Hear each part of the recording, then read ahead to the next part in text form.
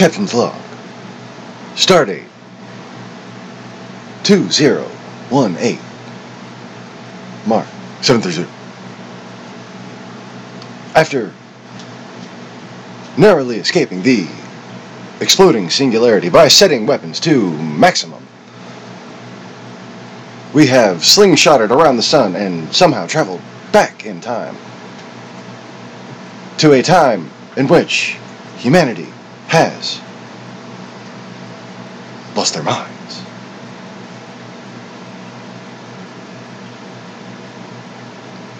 Welcome to the Easy Reefer Channel.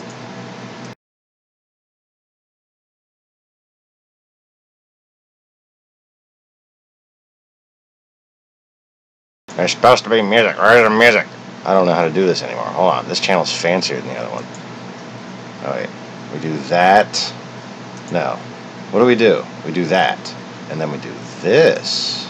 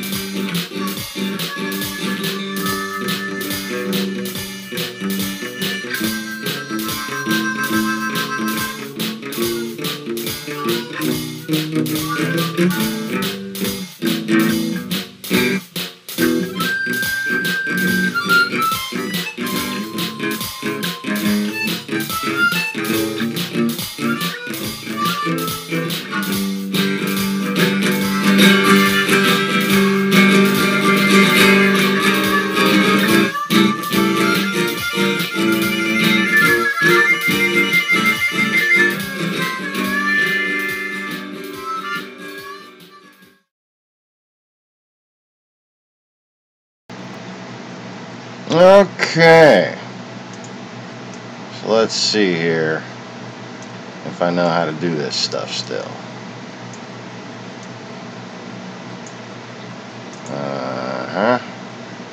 Oh, okay. I forgot what this live stream channel looks like. Because the last stream I made on here, I was, what was I doing? We were doing the Penance Mega Boss. And, whew, that was exciting. So, I suppose I should have warmed up my William Shatner impression a little better before I started the stream. Clearly, the Shatner impression that I had going in my head was not quite up to par, and I didn't know whether to try to keep improving it or just give up on it and, I don't know, be Uncle Tiberius or something. Well, anyways, yes, the planet we have approached appears to have differed in some way from the planet that we considered to have eventually founded the Federation. These people have seemingly lost their minds.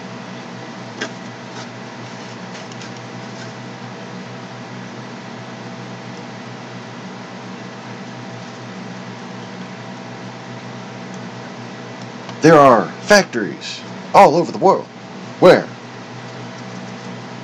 poisonous gases are continuously pumped into the atmosphere, that thing we are supposed to breathe.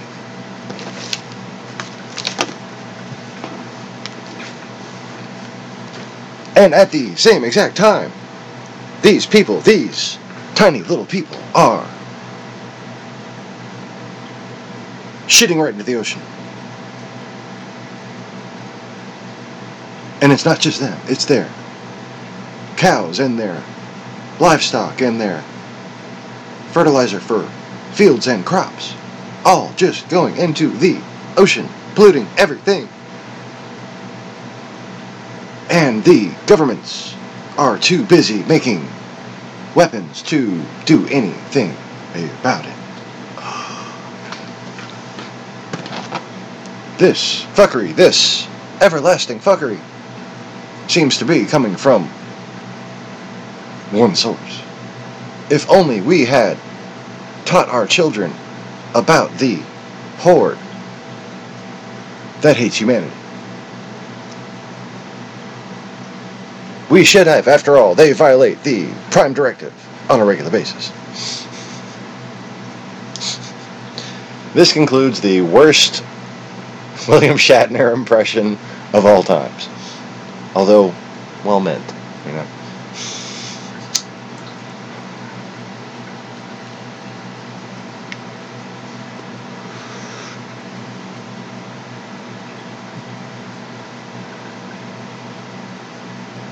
So, if the Enterprise, you can tell I've been watching Star Trek a lot lately. I haven't even been watching old Star Trek, I've been watching The Next Generation, but you see, my Picard impression doesn't stand a chance. So,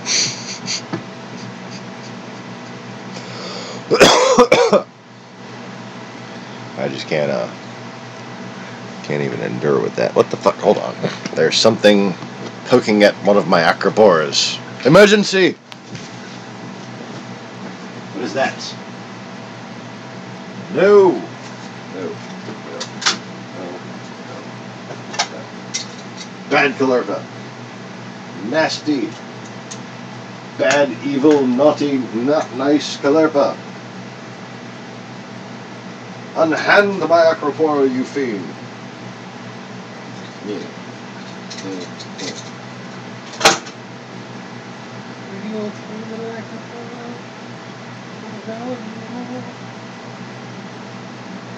Whoa. I just found a red redactus mushroom. Holy shit, where'd you come from? I thought they were all gone.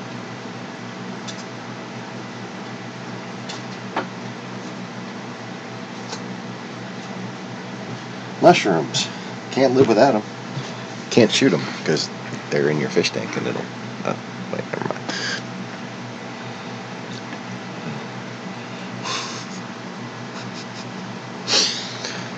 Okay. So anyways.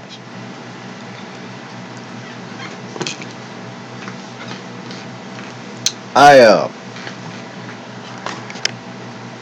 just wonder what they would think if they came back, you know, like, you know, any accidental, innocuous, presumably innocuous. There's no way, if, and I don't believe time travel is possible according to the construct that's currently in existence. Like it's a complete paradoxical possibility. But if there were a universe in which time travel could exist, okay, and our eventual future selves managed to create time travel, they would certainly be able to avoid the Prime Directive, right? Not interfere, not alter history or whatever. But it also, right now, it almost seems like some bad guys have come back in time from the future for fucking to destroy us and have taken over the Earth right now. That's just how fucked up our management and leadership apparatus is as a world. But that's just a whole different story too. So anyways,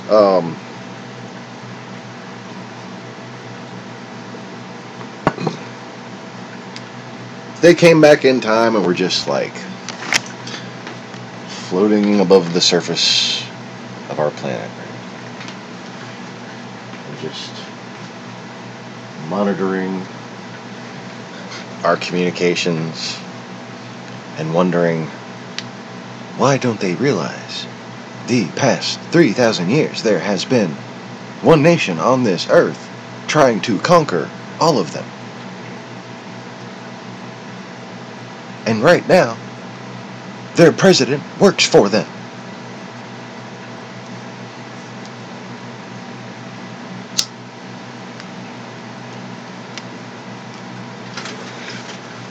And these people, these stupid people are...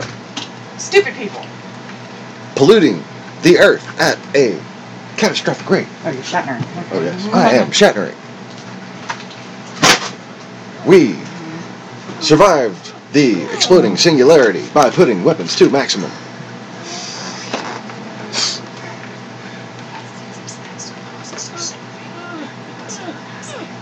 Get the fruity type stuff.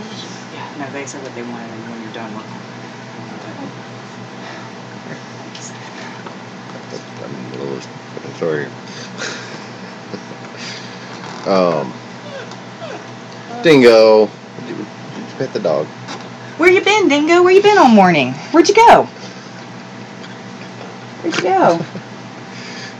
Did you hear him?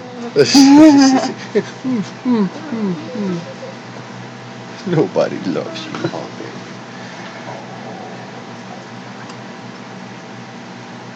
Poor old Dingo, nobody loves him.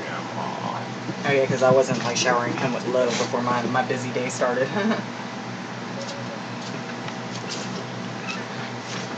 I know the camera's in your spot. You can't sit there and lay on my feet. So anyways. What?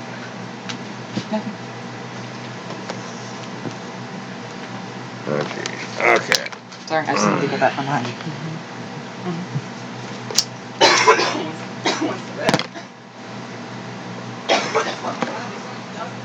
And now, I have one cigarette left in my pack.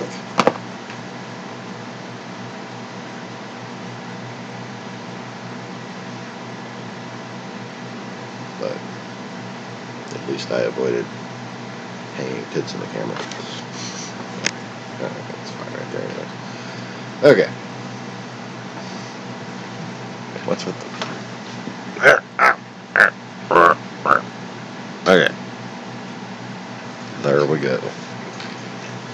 Maybe.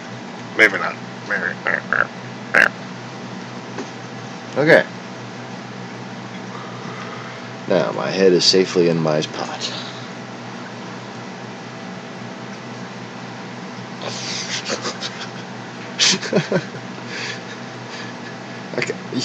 You could really have a lot of fun. You don't even need a green screen. You just need this transparency thing, because you just like flip like a ghost through your fish tank.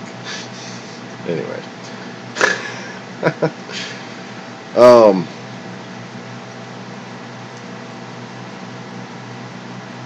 You know, without the ectoplasm ruining your suit. Sorry.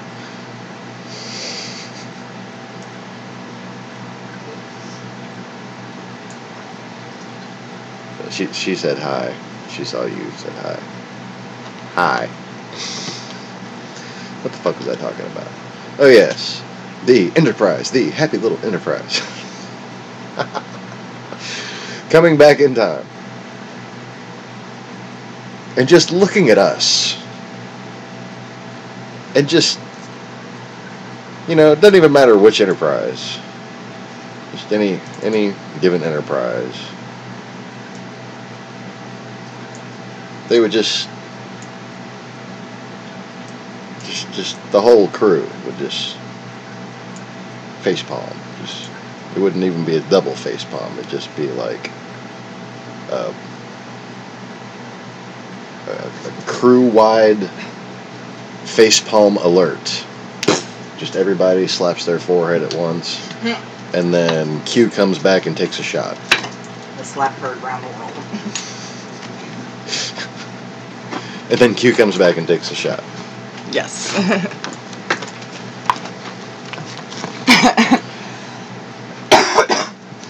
Anyways, why is that not going? Go away. Okay.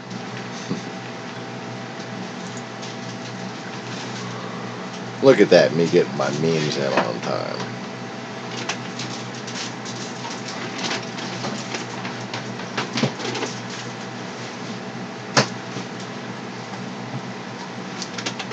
And then I bet,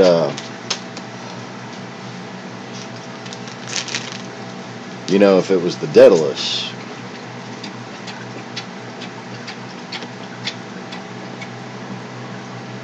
like say Cisco and Garrick got stranded, right, and they just happened to come back in time, and like, you know, they were teaming up on a little covert operation against some genocidal Cardassians, some rogue Cardassians, right? And they happen to get slingshotted around the sun and travel back in time to 2018.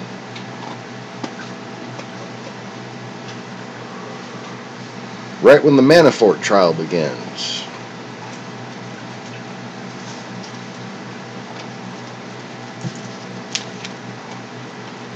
And Garrick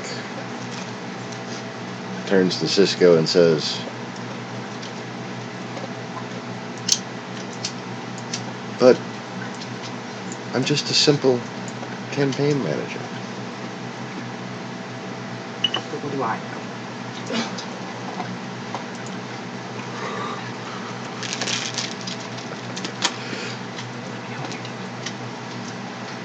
I'm just a simple tailor.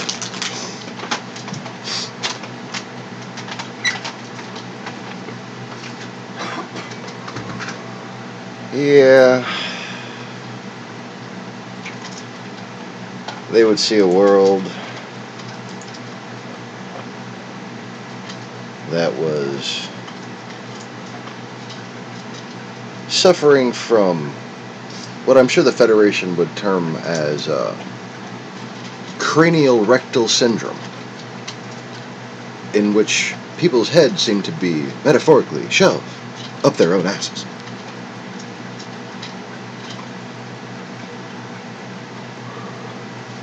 Cranial rectal syndrome.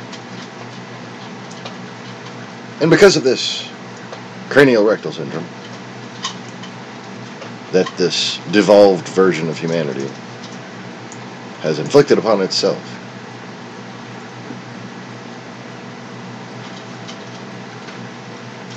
the world is being poisoned.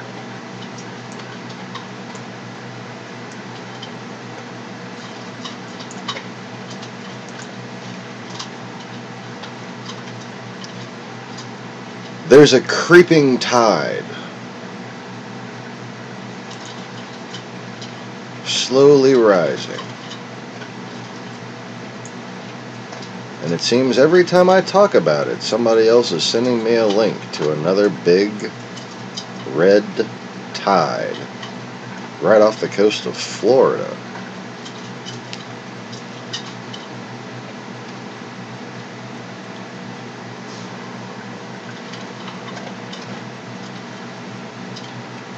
Now, the current levels of carbon dioxide in the atmosphere and ozone and radiation and pollution, balanced with the level of phosphate and nitrate and mercury and other runoff, unmitigated runoff into the oceans, may not seem like a huge problem.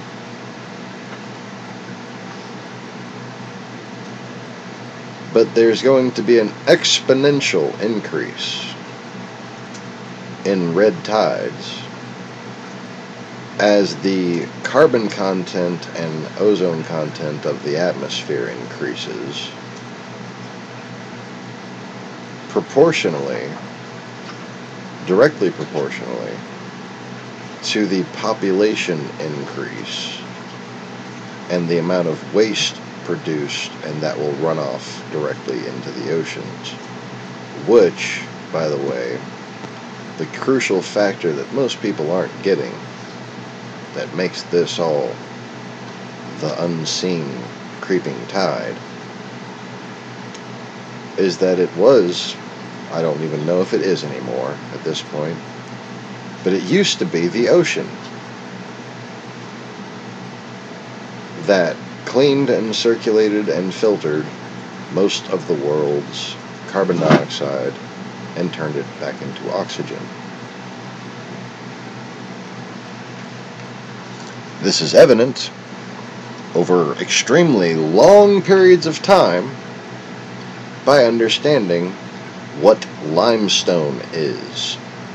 Okay? Coral. It's coral. That's what it is. It's calcareous marine organisms embedded in encrusting coralline algae and polymerous corals.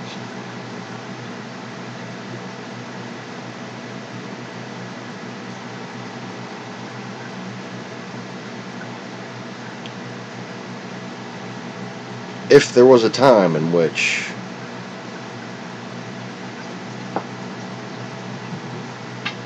cyanobacteria and carbon dioxide were prevailing in a primordial soup, the evidence shows that it was not plants, but oceanic calcareous photosynthetic organisms that consumed that carbon dioxide and turned it into oxygen. Okay? Like I said, I understand both sides of any arguments I address. Otherwise, I will disclaim myself as being ignorant on a particular topic. And, generally speaking, I have no problem disclaiming a limited understanding and then still putting forth a theory. But, that's only when that theory is intended to be helpful.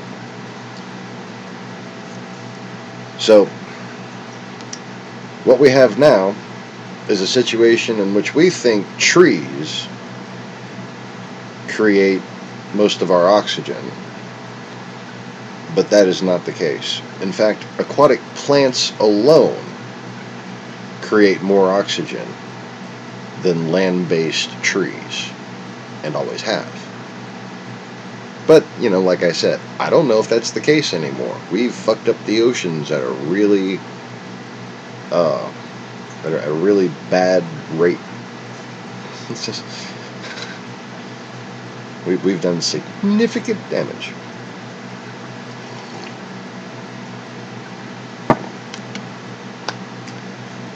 But as far as the ability to lock up massive amounts of carbon dioxide,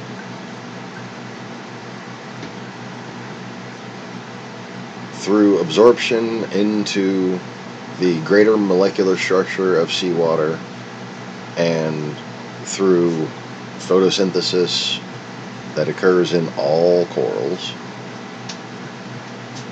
the only way historically, if you look at the crust layers of the planet, I mean, you go from the lowest plane to the highest mountains, what do you find? Coralline, oceanic, limestone, calcium carbonate.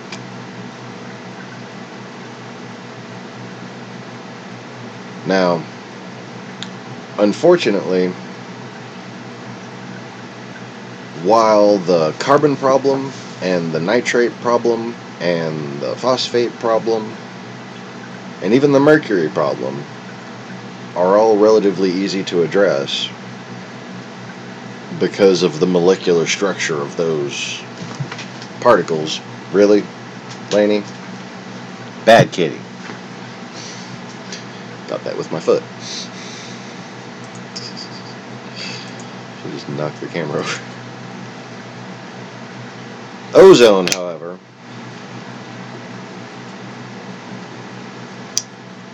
presents an entirely different challenge. And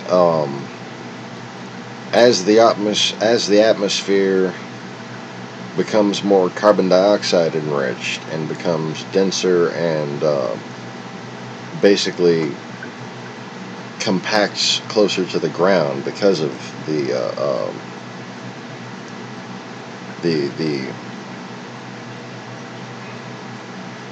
I guess less bounciness, whatever you would call it, of carbon dioxide molecules as opposed to oxygen and nitrogen. The ozone will actually come to further enhance cyanobacteria growth.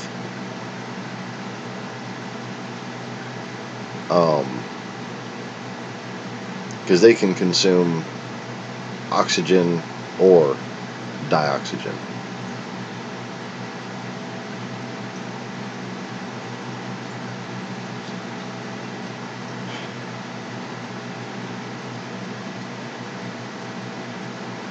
So, why take one bite when you can take two at a time?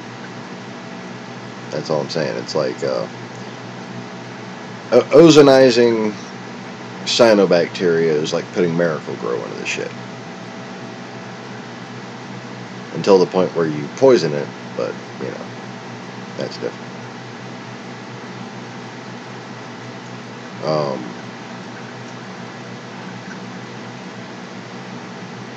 We're not going to achieve that dense of a concentration, and you don't need to achieve that dense of a concentration to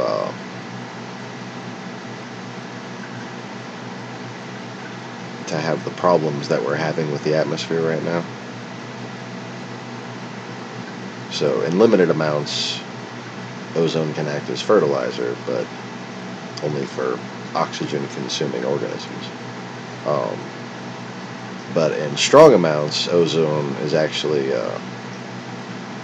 somewhat of a sterilizer.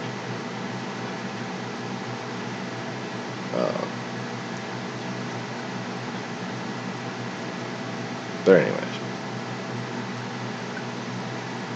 the point is, ozone, it's not like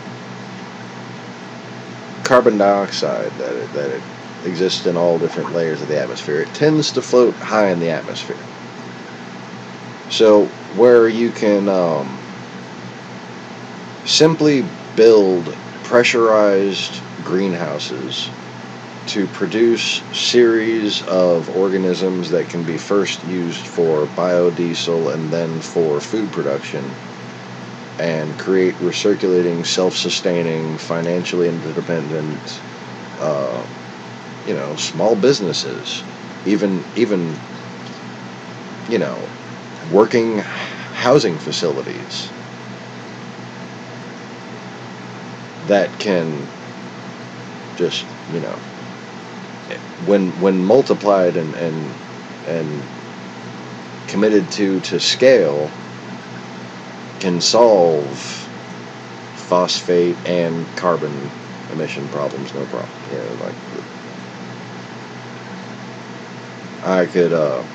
I'm some free time away from drawing all those out.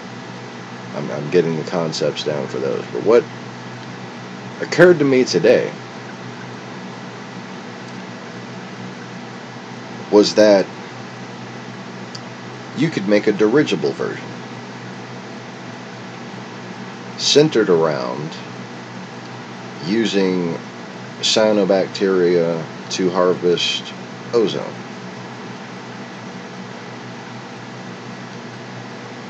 And producing biodiesel in place. I'm talking large dirigibles.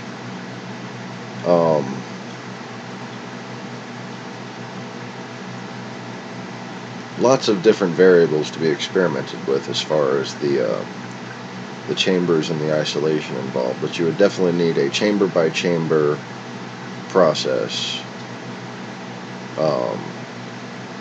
for ozone to be affected, as well as a targeting system.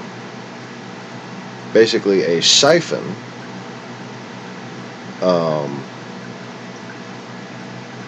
powered by drone propellers, basically, that would go and target individual ozone pockets as they are identified, and essentially convert ozone in the atmosphere into the biodiesel that powers the craft. And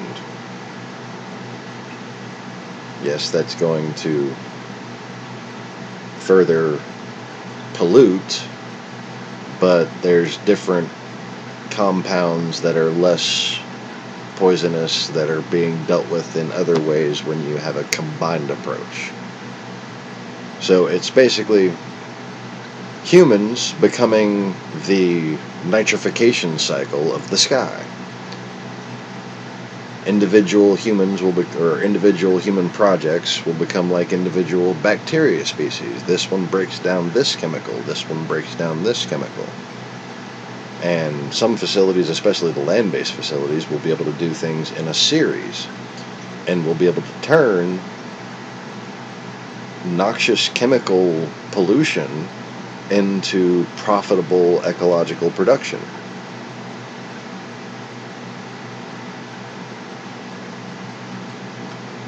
Now, as far as the construction of a dirigible facility is concerned, might I suggest wood? It's just my opinion that God gave us a pretty good building material that's pretty obvious in how it reproduces and how to use it without, abusing it.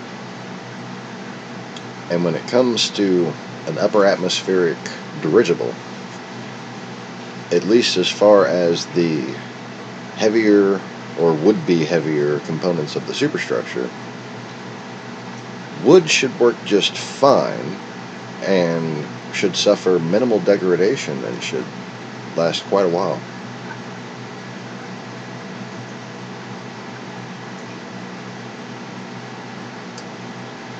Anyways, I'll put the reef tank back up. Oh, the fish tank. The reef tank is the one that I'm staring at.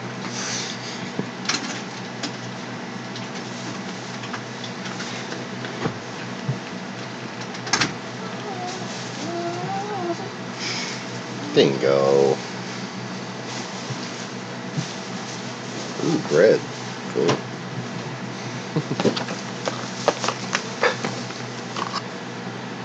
Alright. So, I haven't really gotten down to the sketching of a dirigible, but the way my company would wind up constructing it would be from mostly existing materials, mostly existing base components, because these structures being designed to withstand tsunamis can be, well, they're already as light as possible and designed to interlock. So the interlocking connecting mechanism would simply be used to attach the floating equipment. And I just say floating equipment generically because there's a lot of ways to do that. Especially if you're talking about a pretty consistent. Now it's going to be a pretty large size facility, but having the pretty consistent capability to self-produce biodiesel would allow for this to be basically a semi-dirigible, so that helium or hydrogen, if used, would be contained outside of the superstructure and could be done with redundant bladders and augmented by brushless electric impellers.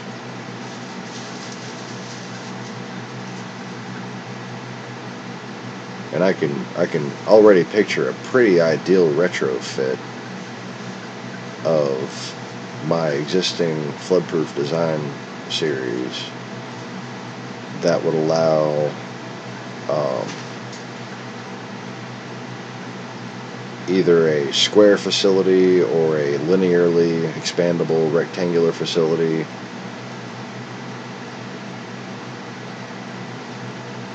all the way up to things I don't want to talk about because they're just too useful for other reasons. But anyways, what it's all going to come down to is not just efficiency of design and material usage, but efficiency of production process. How the company that builds this is going to pay for something that doesn't make a profit. Hey, what the fuck do you think you're doing? No. Why do you think bread fucking belongs to you, dumbasses? What? How is this cup on the ground?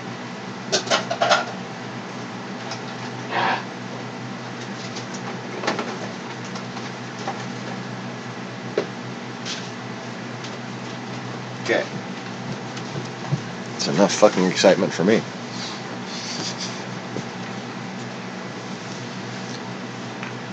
What of those earth creatures have webbed feet that say quack? Cats! Yes, cats.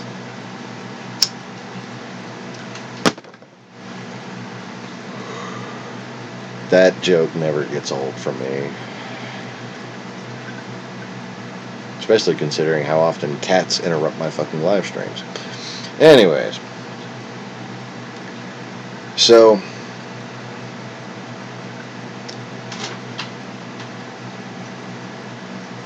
scalable modular production that is centralized and deployable.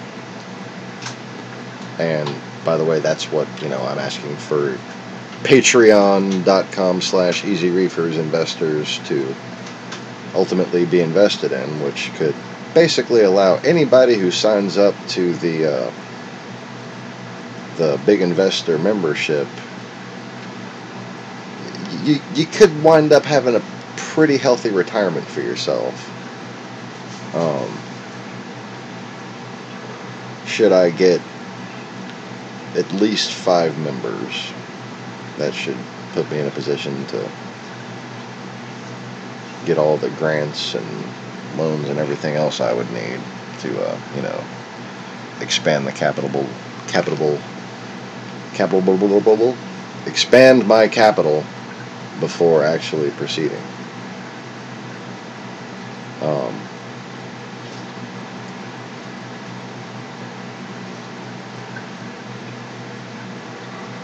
But that whole process and the cost efficiency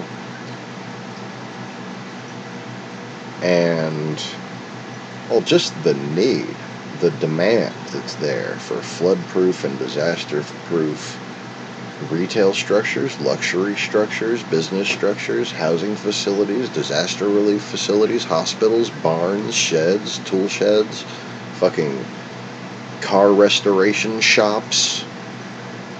That's the first thing I designed, was a flood-proof vehicle restoration shop so I could build myself a shop on some cheap-ass Louisiana land. Okay, because, they got some cheap land if you know how to deal with flooding.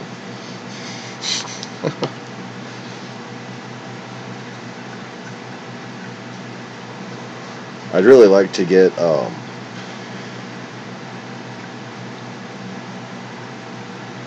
ultimately a special permit to import New Zealand wood to areas in the United States where they can be grown for their specific ideal usage. The wood, there's these rare woods in New Zealand, okay, that are worth transplanting and growing more of, because some of them have similar strength to carbon fiber, okay? And they come in many beautiful colors, many different strengths and flexibilities, all on that one island. It's quite remarkable. It's something that fascinated me as a child. I had this pencil-holding ruler that slid apart.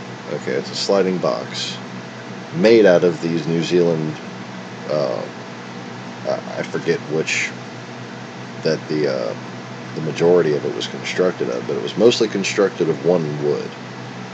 But on the ruler piece, which was made of another wood, there was a segment of, I think, 13 or 12 different types of rare New Zealand woods, and it had a description of them and how strong they were, and all on this little ruler box thing. It was cool. Took that back to the States from New Zealand, actually. Don't remember what happened to it, unfortunately.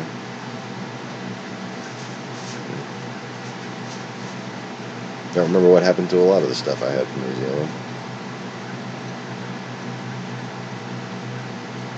Then again, I don't really have much of anything from before 2005, really.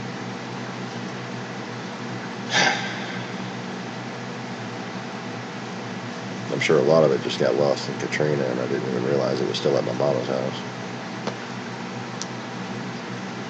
Anyway. One could see why I might be interested in flood-proof buildings in general.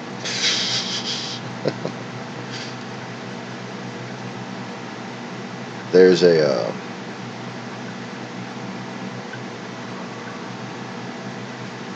pretty significant low-lying neighborhood to the southeast or southwest of Wellington, think it is, New Zealand. And it's just like this flat land that's been suffering these horrible floods. And I have this plan to convert all of those houses into houses that just rise. They can take waves, they can take, rushing water. They're not on little fucking dinky metal poles that'll bend and break. I'm talking structures with chi that can seriously resist lateral force. And most of those houses, they can be simply raised up onto these structures. They'll just replace or augment their foundations. Basically they'll be built around the foundation so as to not have to rely on it. Anyways.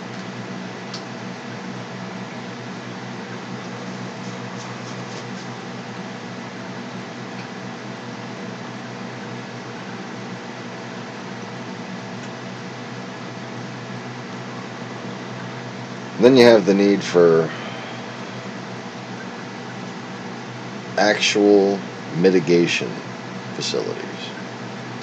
So, selling people barns and sheds and houses that'll float, and selling disaster relief organizations that already exist, that already have, grant funding and foundational funding to distribute disaster relief and aid hospitals and stuff.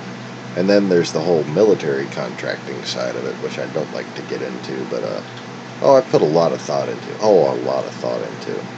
I have an entire new series of ships for the Navy ready. I have an entire series of intermediate designs to adapt existing ships to that, for testing and fleet augmentation purposes. And it's just a fucking beautiful thing. Oh, okay, anyways.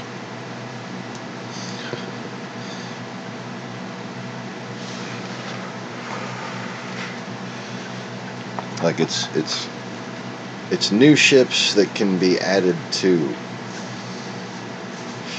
existing ships, damn near, in a way that I cannot describe, because it would give away too much. But anyways.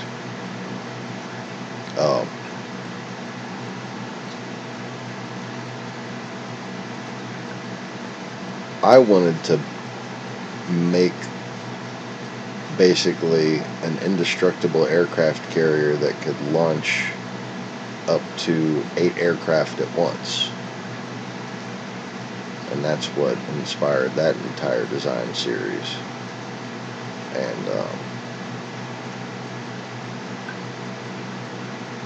yeah.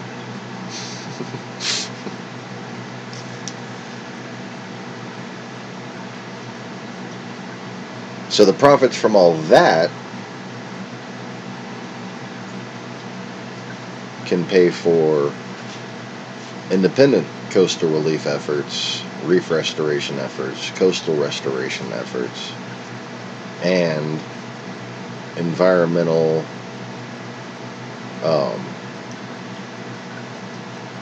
mitigation, environmental cleanup, okay,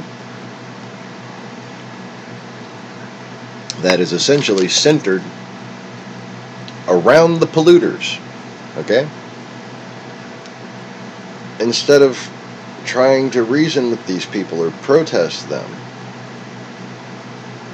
we need to figure out a for-profit, financially self-sustaining way, or I have figured out already a for-profit, financially self-sustaining way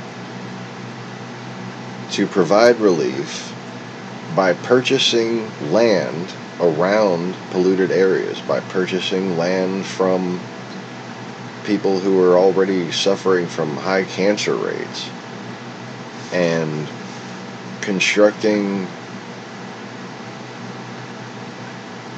numerous small facilities, not few large facilities, numerous small facilities that can move extremely large volumes of air or clean extremely large volumes of water. And it's all about efficiency, how much they can do per acre used.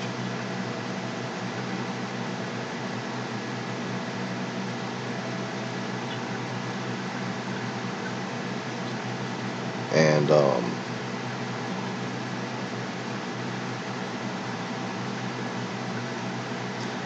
what it all comes down to is with the problems that we face together as a civilization, or as a civilization and an anti-civilization that opposes it, we all still face the same problems. And the middle road approach, when given complete understanding of both sides of very nuanced arguments, is usually the best way forward.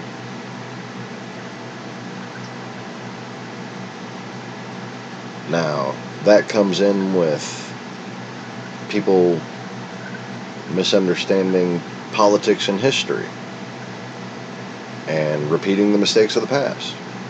Oh, big time. But it also comes in with this competition, this seeming competition, okay? These arguments that we shouldn't be having, but they seem to be compelled by outside forces that don't like us very much, okay? And it's putting enmity, it's putting frustration and argument between the forces of business and the forces of health.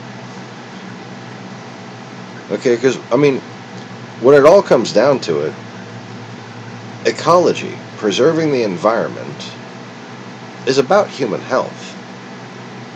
You don't need to care about bunnies and turtles and frogs and, they're turning the frogs, yeah, or whatever.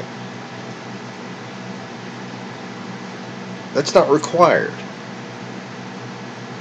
And I think it's healthy for people to see that maintaining the health of the environment is directly related to their own health. Diversification of species and natural, non-medicated, non-imprisoned food sources increase both your current state of health and the likelihood that antibiotics will work on you when you actually do get sick.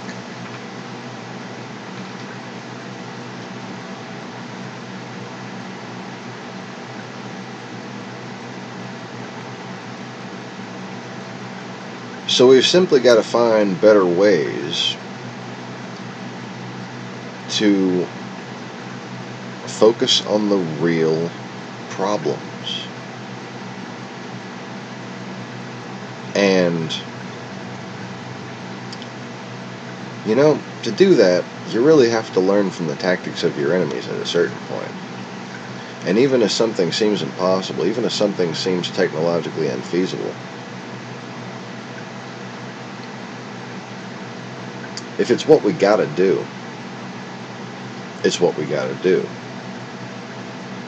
And even if there is extreme difficulty in turning these processes into environmentally neutral, revenue sources and food sources and other things,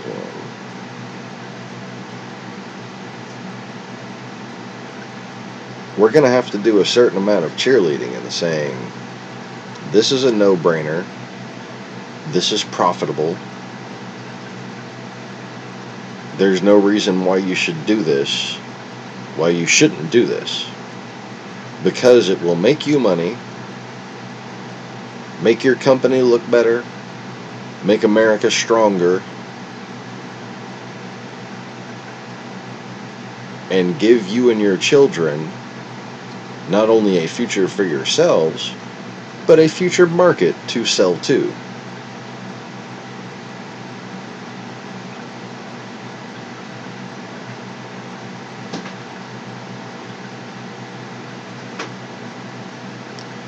Anyways,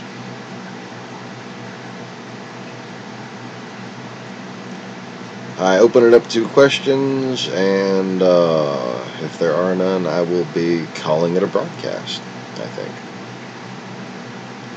I think I made my point about what needs to be done, and what investing in easy reefers would ultimately help as far as leading to that goal. And just in case you ever thought that I stopped having time to keep designing and improving designs and addressing new problems with new ideas, no, that part of my brain just never stops.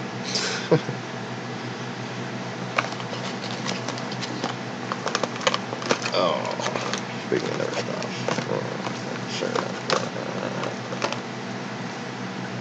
Alright, so anyways, just a couple people watching. Thanks, Mr. Conway, for saying hello. That's gonna be all for now. Don't forget to click that like button, subscribe if you haven't already, and you can follow me on Twitter at EasyReefers. Don't forget to like the Facebook page, facebook.com/EasyReefers. Even though, my personal opinion of Facebook should just kind of be just left out. I miss AOL. I kind of miss MySpace, but not really. But what I really miss is AOL. I wish we could just magically have AOL back.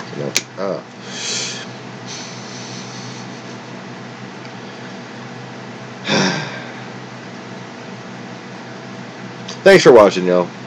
Click the like button. Make sure you subscribe. Make sure the dingy bell's depressed. Go take a look at some of my designs and proposals at patreon.com/easyreefers, and I'd appreciate your support as always. Peace. Don't take it easy. Wait, no. Oh, I got my own slogan wrong. Take it easy, but don't take it all. Jeez.